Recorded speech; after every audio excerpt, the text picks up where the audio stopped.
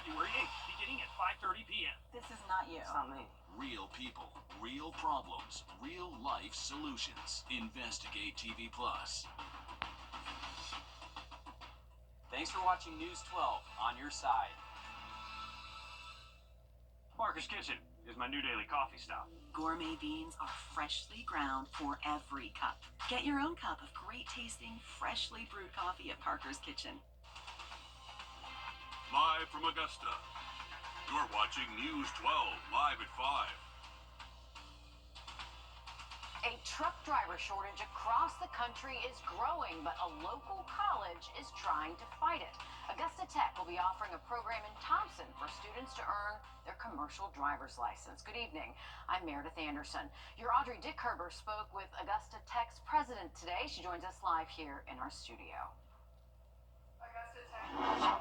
Augusta Tech is growing, including adding the change for students to get their CDL. It's a project with investments of millions of dollars, providing more opportunities for students and helping with the truck driver shortage. Well, here's what it will look like. A full area dedicated towards training and getting a CDL. It'll be added to the campus in Thompson, offering classes at night and during the day, while also getting hands-on experience. Augusta Tech says it can be done in just 4 weeks, giving students the opportunity to make $70,000 with little to no debt right out of school. Augusta Tech also plans on adding a new building to support supply chain manufacturing and warehouse distribution, so students can learn how to do the whole supply chain in a simulated environment. And one of their partners, Amazon, will even pay for their employees' expenses to get their CDL, creating even more of an incentive. It's extremely important when you think about truck driving and logistics in this community. Being the second largest MSA in the state, we have a lot of truckers that get to the port of Savannah. To not have a program in our region is troubling. And coming up all new on News 12 at 6 o'clock, we'll hear from truck drivers about why more people should join the field and advice they have for those new students. All right, thanks for that, Audrey. A lot of students will be interested in that. We have had a very warm day today, especially for the month of February. Your first alert chief meteorologist, Riley Hale, is here. And Riley, I understand we set a new record today. New record high, Meredith, believe it or not. 81 degrees is what we've gotten up to so far in Augusta. That beats the... SLED is asking the public for any new information in a 1998 shooting in Orangeburg. Officials say a fight broke out in the parking lot of a club, leading to 2 men being shot. 23-year-old William Haylard and 21-year-old Jonathan Simpkins were both killed, along with 2 others injured. Officials ask you call SLED if you have any information.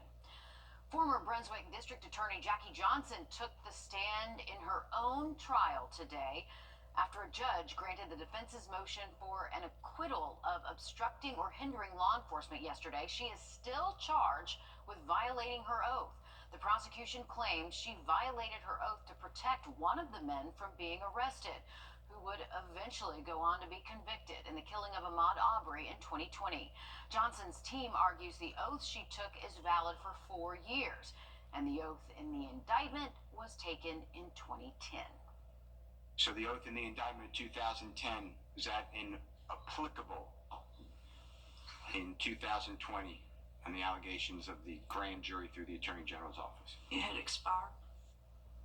Johnson did get emotional on the stand today at times when she recounted the events of Arbery's death. Georgia NAACP leaders are calling out Georgia Tech over an email sent to faculty about changes to its diversity, equity, and inclusion content. The email states any online content with DEI words such as diversity, inclusive, excellence, and justice will be deleted from the school's website. It's very disappointing, especially considering, Georgia Tech is one of the best schools in the state of Georgia. To see them take this position seems antithetical to their mission. And so my hope is this could be a learning experience, not only for Georgia Tech, but for all the institutions in the state of Georgia. This means many stories written over the years will either be deleted or rewritten. Griggs adds he wants to meet with university leaders to discuss the changes. Georgia Tech says it first decided to start discontinuing DEI programs in 2023, and that updating their website is just the next part of that. Breaking news live at 5. The Board of Regents for the University System of Georgia voted to name a sole finalist for the president of Savannah State University. And that face is a very familiar one here in our area. Augusta Tech's Dr. Jermaine Worrell was chosen. Worrell has spent nearly 20 years in public colleges in Georgia and South Carolina. He has served as Augusta Tech's president since 2020. South Carolina businesses say one of their top challenges right now is childcare and its impact on the workforce. Some lawmakers are hoping to boost the state's economy by tackling childcare challenges. Your South Carolina State House reporter Mary Green has the details on a new bipartisan bill they're pushing to do that. This bill aims to both incentivize more South Carolina employers to help out their workers with childcare costs and availability, and to encourage more people to open these centers and to work in them. Recognizing we can't just focus on business climate in terms of infrastructure and things of that nature, it's workforce. And so this child care tax credit legislation will mobilize our workforce and open doors for a lot of young parents. There are already tax credits available to incentivize South Carolina employers that create a child care program for their employees, operate an employee child care center, or cover their employees' child care costs at an outside center. The state's Department of Revenue reports those tax credits aren't very widely used right now, but lawmakers believe more employers would take advantage of them if the credits are increased, which is what this bill would do significantly. The bill would also create a new refundable income tax credit for South Carolinians who work full-time as a child care center director or employee. Part of the reason why child care costs are so high is because there's a limited number of facilities out there. So we're also attacking this problem from the capacity side, that the hope is to create more facilities and also incentivize the workers that are in those facilities, give them tax credits as well to enter this career field. And if this bill becomes law this year, these changes would apply to tax years after 2024. Reporting from the State House, I'm Mary Green. This bill just had its very first hearing today, with representatives from South Carolina's child care and business communities speaking in support of it. That is just the start of the legislative process, so this bill is actually several steps away from reaching the governor's desk.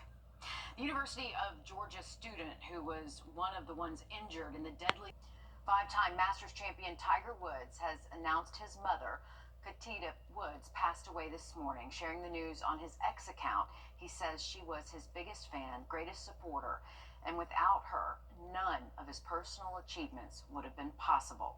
She has been a staple here at the Masters. She was 81 years old. 5 months since the deadly Appalachia High School shooting, and families are pushing lawmakers for change. We'll look at what they're proposing coming up. Riley?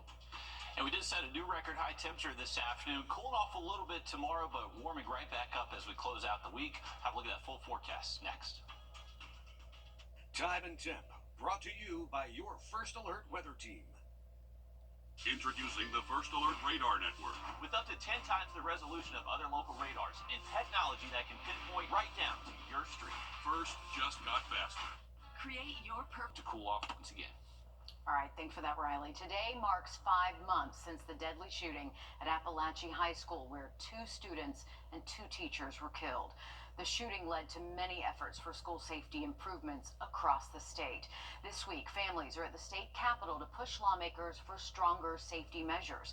Doug Reardon has more on what leaders are doing.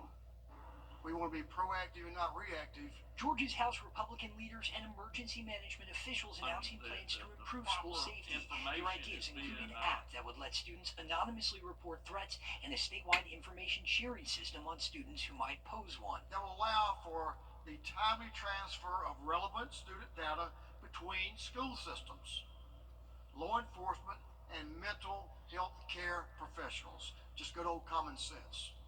A see something, send something culture is incredibly important to cultivate in Georgia. Officials with Georgia Emergency Management said they would vet all tips before interacting with students and called protection of privacy very important. The parents of Richard Aspinwall were at Monday's press conference. Aspinwall, a teacher and coach at Appalachia High School, died protecting students from a school shooting last year that claimed 3 other lives. I taught him to be that way. Fight for the kids. Aspinwall's father said lawmakers should be more aggressive about catching threats early. Obviously it wouldn't have helped anything what happened, but maybe we can stop something for the future. Lawmakers also proposed tax incentives for gun owners who get extra training and who purchase safe storage equipment like trigger locks. The teenage shooter at Appalachian High School was allegedly given the gun by his parents. I do agree that incentivizing purchase of safe storage equipment is good, right? I just worry that it's not quite muscular enough. Democrats have been pushing safe storage bills for years, but want it to be law, not just a suggestion. Really what the goal is, as with car seat laws, as with DUI laws, is to create a culture and expectation of safety, right? We want to prevent people from doing these irresponsible things in the first place. Today, a family from the high school spoke to lawmakers to continue the push for stronger safety measures in Georgia schools. Outbreaks of bird flu. They are having major effects on a staple food. We'll take a look at how farmers are impacted after this. First Alert Radar, powered by Jim Hudson Automotive Group. It's the one thing. Safety package plus $1,500 off. After an accident, consider this. Insurance companies track the results of law firms. They know which ones ignore lowball offers and file lawsuits, and which ones have never seen the inside of a courtroom. If your lawyer has a reputation for settling cheap, what kind of offer do you think you'll get?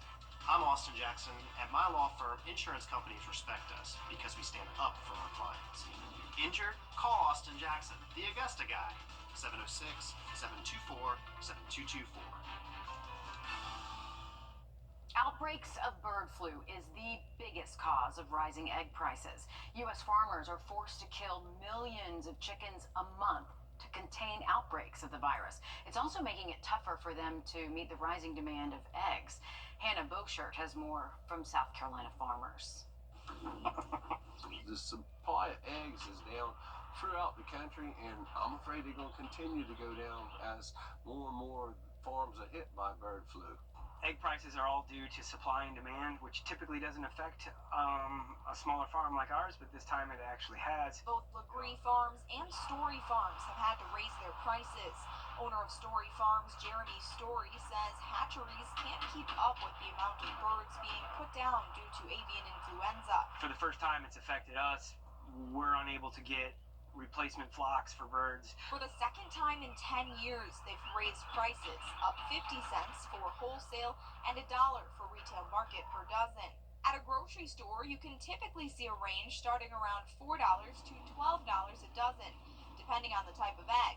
But even the mass-produced egg prices have gone through the roof. Typically, we are a premium product that's more expensive, and right now our eggs are significantly cheaper than a white egg you can get at a restaurant. At Legree Farms, Thomas Legree says they've decided with inflation impacting feed costs, it's not worth raising the bulk of their own chickens anymore. We have to get some from another farmer, and he's had to raise his prices, which is in return made us had to raise our prices up more. And it's not just eggs from chickens. We raise a lot of ducks for eggs, and we've had to raise the prices on them also. Leaving them and other poultry farmers hoping for the sunny side in the future, but left with the hard-boiled likely truth. It's been 3 years in a row where it's been catastrophic, and there's really no end in sight. And there doesn't seem to be much of an end in sight here either. The Agriculture Department says the price of eggs could be going up an additional 20% this year. Riley? Well, looking ahead to the weekend, I know it's only Tuesday, but we can look ahead to the weekend. Right now, it looks very nice. Upper 70s for high temps, definitely the warmest weekend so far this year. Maybe a stray shower, but nothing you need to cancel outdoor plans for. Now, a quick look at that 7-day just after break. We had these beautiful golden chandeliers. Where's the hot sauce bar? Honey, not every place can have a hot sauce bar like Firehouse Subs. I'll be in the car. The Wilson family has been heating and cooling rice dealer. We're only comfortable when you are. Plus, Chief Meteorologist Riley Hale for your First Alert.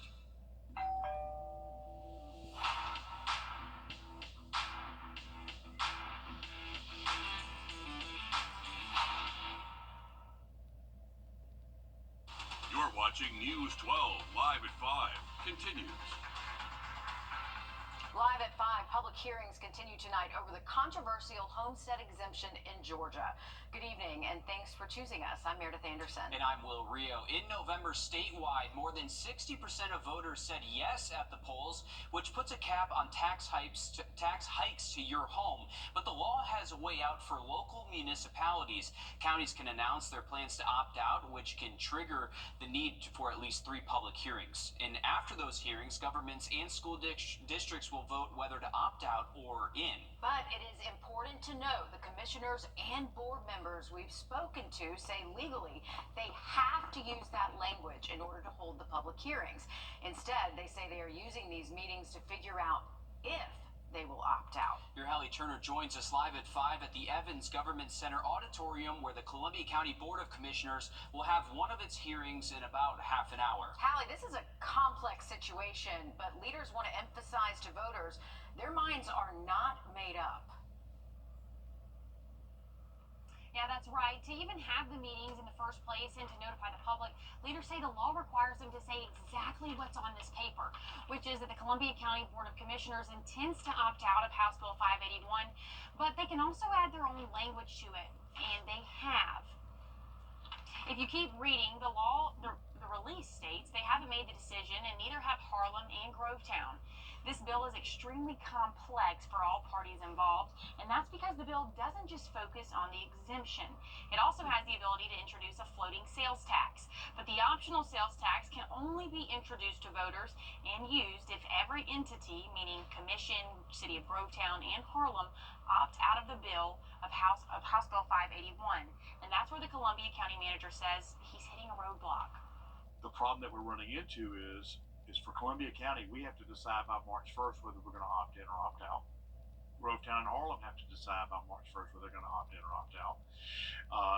And then we will not know if we get the sales tax in place until November. So that creates a divide there, not understanding if we're going to be able to replace that revenue. Now, the question everyone is trying to answer is what happens if 2 entities opt in and 1 opts out? We work to answer that question for you tonight on News 12 at 6 o'clock. A lot of complicated questions. Thanks for that, Hallie. There are several upcoming homestead exemption meetings where you can make your voice heard still. Ahead at 6 o'clock, you have the Columbia County Board of Commissioners hearing where Hallie is, which is in the Evans Government Center Auditorium. Also at 6, Augusta Commission will meet at Diamond Lakes Regional Park. Grovetown City Council will hold its first meeting Thursday at 6 at the City Hall Council Chambers.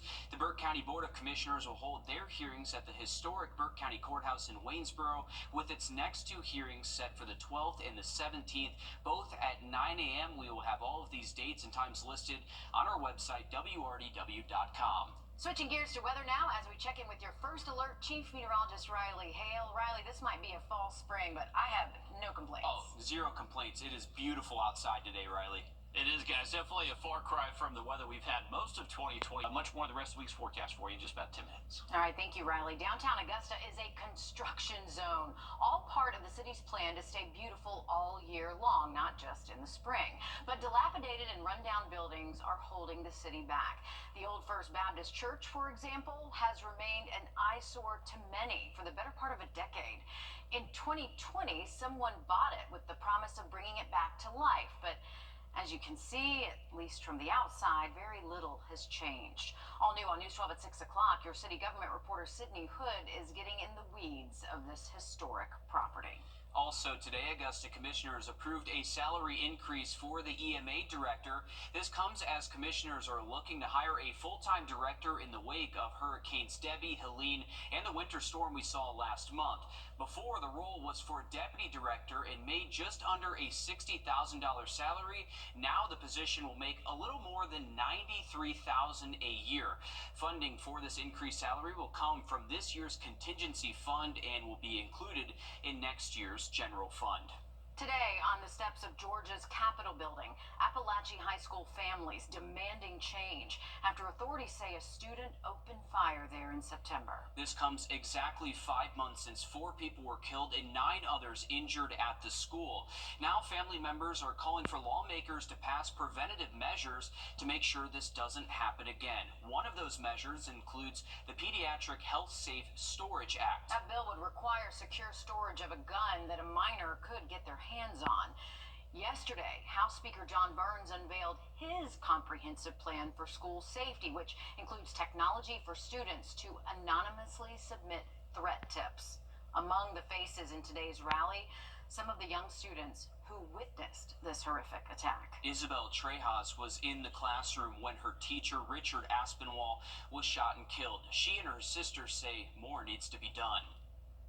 I sat there frozen, terrified, unable to move, unable to help. If I had moved, if I had tried, I might have been next. Since that moment, our community has been clear. School safety cannot be about how we respond to a tragedy. It must be about preventing it from ever happening in the first place. Today's speakers did applaud Speaker Burns' school safety plan, but they're asking for more when it comes to early prevention. Coming up, a Georgia lawmaker wants to get rid of school zone speed detection cameras. We'll explain why it involves your wallet. Coming up next. Riley. Well, sunshine and record highs today, but cooling off tomorrow with the chance for some rainfall late into your Wednesday. Have an update on the forecast just after the break. Time and temp, brought to you by your First Alert weather team. It's the coldest time of year in the CSRA. To stay up to date on anything winter weather to severe weather, download our First Alert weather app to get the most accurate forecast in our area. Got it! The next 7 days, here's our two global models just showing estimated rainfall over that week time span, and you can see it is less than an inch. So once again, with these rain chances over the next week or so, they are 20% or less, so nothing that really looks too impactful for you during the day. Those high temps do stay warmer than average through the weekend, but we are cooling off as we head into next week. All right, thanks, Riley. This week, a Georgia lawmaker is now filing a proposal to ban school zone speed detection cameras across the state. Andy Parati with our sister station Atlanta News First spent a year investigating the cameras and the revenue cities generate from you, the driver. That's the camera that got me. When we first met Gary Clayman last April, he was adamant the city of Tallulah Falls, Georgia, unfairly ticketed him for speeding in a school zone, fined $100 by speed detection cameras when the warning lights were not flashing. You gotta be kidding me. Why do they do that to people? 10 months later, he's still seeing red. When I first talked to you months ago when this first happened, my main point at the time was that this was being done inconsistently, and it's just not fair. Proposed legislation filed this week under the Gold Dome could turn the cameras off indefinitely, banning them statewide, championed by State Representative Dale Washburn. It is wrong, it is entrapment, and you will not believe how many people we have heard from since I have announced that I was going to file this bill. A series of Atlanta News First investigations over the past year uncovered the explosive growth of the cameras across Georgia. This is how the citations come. Drivers claiming they were unfairly ticketed. These aren't cheap tickets in an already expensive economy. Cameras raking in more than $100 million in revenue for municipalities. Right there. Oh my Lord. While the tickets are civil penalties, if left unpaid, the state can put a lien on drivers' vehicles. Atlanta News First investigation uncovered 133,000 people could not renew their vehicle registrations in September, according to the state's Department of Revenue. The Macon Republican says what Atlanta News First uncovered helped compel him to file the bill. We believe that it is a statewide issue. Your reporting helped me understand a lot of that. Just to me is very convincing that this is a scheme to rake in money. It's not about children's safety. What's your thoughts on this pending legislation? I think that the cameras should be banned until such time as there's some kind of uniform policy throughout the state. Some law enforcement agencies say the cameras do slow drivers down. Here's South Fulton Police Chief Keith Meadows in May. I've heard some state legislators talk about getting rid of the school cameras. What was the alternative? Hiring police officers and 16 police officers in every school zone. Then the narrative is going to be they're running speed traps in South Fulton. Well, they're already saying that now with the cameras. Right.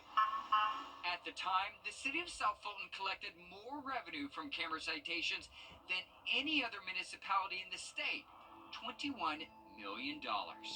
For that one moment, the camera just gets you. They don't want people to slow down going through school zones. They want them to speed through school zones because then they can ticket them and charge and send them a letter saying, well, this won't count against your driving record. We reached out to the executive director with the Georgia Association of Chiefs of Police. He says that there's room for improvement with how cities operate the cameras, but he doesn't support banning them. Since the beginning of the year, you've heard a lot from us about the homestead exemption hearings happening across Georgia. But after the break, smaller rural counties worry they're being left out of this conversation. First Alert Radar, powered by Jim Hudson Automotive Group. For Olympic parties. The clock is ticking for local governments to make a decision on the Homestead Exemption Act. By March 1st, each district must decide whether they're opting in or out. Our smaller counties are worried about the long-term implications either way. Your Julius Evans digs deeper into the challenges smaller counties like Jefferson, for example, face. Roads, fire departments, law enforcement, and schools are some of the things officials are keeping in mind when deciding the future of homestead property taxes. They voted for this strongly for this to pass, and so we're committed to making it work and doing whatever it takes to make it work. Jefferson County Council Chairman Mitchell McGraw says it's a fine balance of doing what's almost 60% of what the county voted for versus making sure there's enough money for vital resources. Salaries, health insurance for employees, fuel, just everything continues to go up just like it does at your home. Despite those concerns, counties like Jefferson, McDuffie, and Lincoln County are deciding to opt in. Georgia Senator Max Burns says the intent was always to provide ease to property taxes, but he understands the choice is not so clear-cut for many communities' 50-year future. They're concerned. They recognize that this is a kind of an unknown area. I think we need to provide a little bit more flexibility to our counties and our cities and our school boards because they're having to come to a decision in a couple of months. Meanwhile, McGraw says they're going to make it work, but they have to be careful about it. We're hoping that people will spend more money on the bypass here, maybe come into our towns in the county and spend more money. Hopefully the tax revenue will take care of that money that we're going to lose. We also checked with Burke County about their decision. Like some other counties, they're still in the process of discussion with public hearings. Well, it's sunny and 75, which can mean only one thing in February. Baseball is back in the CSRA and the Peach Belt. Right, both the Pacers and the Jags hit the diamond the last few days to kick off their seasons. AU Baseball had the chance to break in those new renovations over by Christenberry Fieldhouse this afternoon. Guys, I almost had to pinch myself because I couldn't believe that we are playing baseball in February in 70-degree weather. It's crazy. Jaguar Field got a revamp over the off-season, just a few feet away from that ongoing updates over at Christenberry, like you said, Mayor. The baseball team had a chance to test it out the last few weeks at practice, but today the fans got a look right from those new bleachers behind home plate.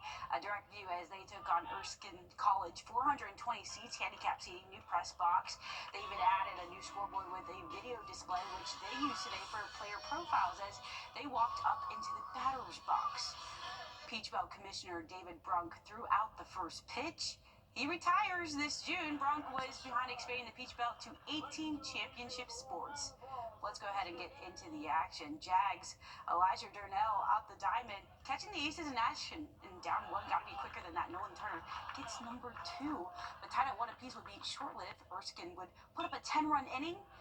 Here's 2 of them to make it an 11-2 ball game in the bottom of the 3rd. They would make the change at the mound twice to get them out of it. And sometimes you need a little George Michaels in your life. Jags have Parker Ingram still down 14-3 in the bottom of the 7th. Guys, not a hot start at home for the Jags. That's a tough hole to come out of for sure, Alyssa, but best of luck to them for the season. We do have good baseball weather most of the week. We'll cool things off again heading into our Wednesday. Cloudy for our Wednesday, but sunny skies and warmer weather as we close out the week. I'm going to look at that 7-day forecast just after break. I'm Chip Lewis with 64 Insurance Group. The Medicare enrollment process can be overwhelming. Let us take that burden off your shoulders. We're local, and we're here to help. Don't wait until you're 65 to call. Are you64.com. At Breaks for Less, you get more birds to your yard. Wild Birds Unlimited. We bring people and nature together.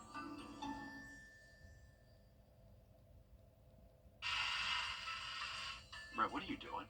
Laminating some stuff. First off, pretty sure that's a federal offense. And second, that's for our customers to laminate their Medicare cards when they come in for a commitment-free consultation. My bad. Are you64.com. Welcome back, folks. If you're just now tuning in, we did actually set a record high temperature this afternoon. 81 degrees the official high here in Augusta. And you can see over the last week or so, we've been on quite the warming trend after a very cold January. Once we started off the month of February, it really was a big uptick in our temperatures, and that is going to continue really for the next 7 days. For tomorrow, we'll see our temperatures drop off a little bit. We'll go to the mid-60s for high temps, which is still technically above average for this time of year, but we really start to crank up those temperatures again by Thursday, Friday, all the way through the weekend. Wouldn't be surprised if maybe we briefly hit 80 one of those days before Sunday, so it is going to stay relatively warm here locally. Now, live look from our Thurman Dam cam, a beautiful look at sunset here from our Thurman Dam view. You can see mostly clear skies. Temperatures have already dropped down to 70, so clear skies, calm winds, that means our temperatures can drop very quickly, and we'll most likely end up with our low temps near 50 by daybreak tomorrow morning. If you're heading out for this evening, temperatures will stay fairly warm, at least 70s, 60s, at least they're around 8 p.m., and then we'll gradually fall through the 50s the rest of tonight. Once again, maybe upper 40s in a few spots by daybreak tomorrow morning. So it is going to be a cloudier day tomorrow. We are going to hang on to clouds throughout the entire morning and most of the afternoon. That's going to help keep our high temps much cooler, most likely only in the mid-60s for us here in Augusta, possibly cooler if you're further north of us, like Edgefield, Saluda, anywhere up towards the lake. Your high temps tomorrow could honestly stay in the 50s. The rain tomorrow is going to show up most likely after sunset, so I'd say after 5 p.m. tomorrow. That's where we bring back the chance at least for a few scattered showers. Nothing that looks to be too hazardous, though, just plain old rain. Once we get to Thursday, Friday, we're warming back up to upper 70s, and then can't a lot of stray shower between Friday and Sunday. All right, thanks, Riley. Stick with us. We have more news, weather, and sports coming up after a short break on News 12 at 6 o'clock. Introducing the First Alert Radar Network. With up to 10 times the resolution of other local radars and technology that can pinpoint right down to your street. First just got faster. Need a buck? Look it up!